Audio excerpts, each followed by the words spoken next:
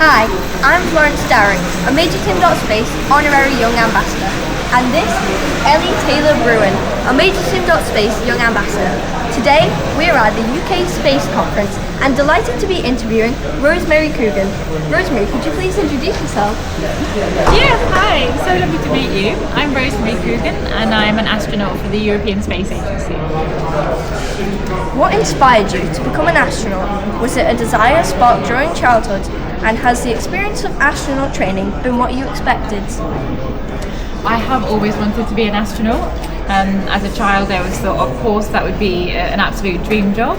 But it wasn't something that I thought about so much growing up. I really just kind of followed what I was interested in, because it's not really kind of clear how to become an astronaut, I felt. It's not something that's kind of very clearly marked as a career path. So I wiggled around a lot, really following what I was interested in, which was, in the end, I did a degree in physics and astronomy. I was really kind of sucked in by such an admiration of the sky, how beautiful it is, and then finding out when I was an adult how useful it is and how you can actually find out so much stuff in space that you can't learn on Earth. I thought, yeah, an astronaut really fits these two together. And the training has more or less been what I've expected, actually. It's been completely broad. They've done so many different things. We've perhaps learned even more than I thought we would about so many different types of science, all about what we're going to be doing on the space station. But I knew it would be fun, and I knew it would be tough, and that's exactly what it is. So I love it. What have been the highlights of your 12 months of training? I would say during basic training, the first year, one of my highlights was the winter survival training.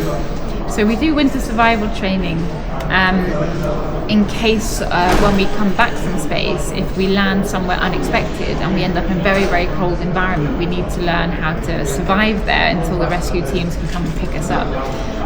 But it was a really amazing way to start to get to know yourself better, get to know your team better, how you really work together in these kind of off-nominal, difficult situations.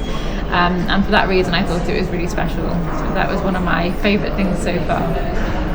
How were you informed that you had been selected as an astronaut candidate? The first part of it was a phone call on a Friday evening, and we were more or less expecting this phone call, so I spent a lot of my day looking at my phone. It was quite a tense, exciting day. We had a phone call from the Director General of ESA telling us we had been selected and we should come to Paris to all get together. And then just a couple of hours before the public announcement, he told us who was going to be becoming a career astronaut and going straight into the training. So it was really a bit of a whirlwind. Were you confident you could get through the ESA astronaut reserve selection process?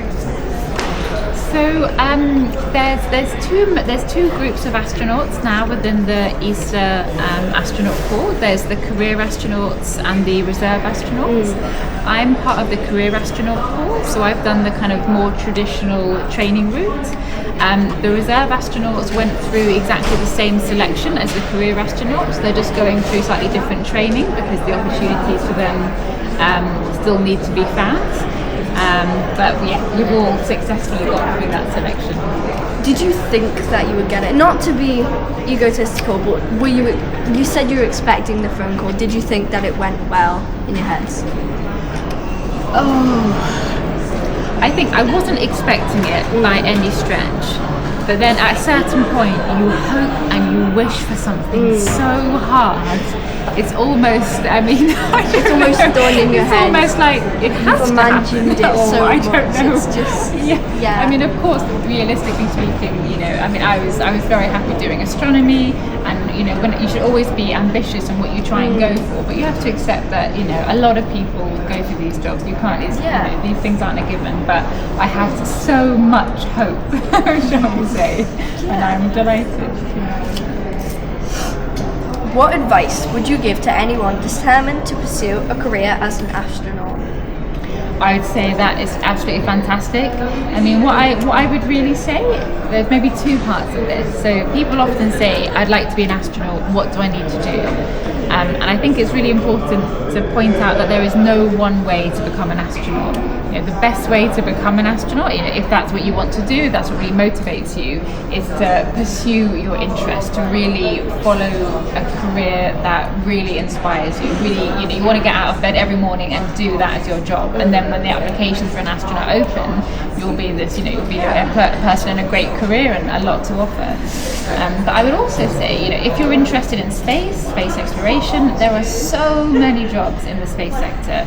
You know, coming to events like this at the UK Space Conference, you see all the stands out there. You know, there's a lot more than astronauts in space exploration. These missions are supported by hundreds and thousands of people.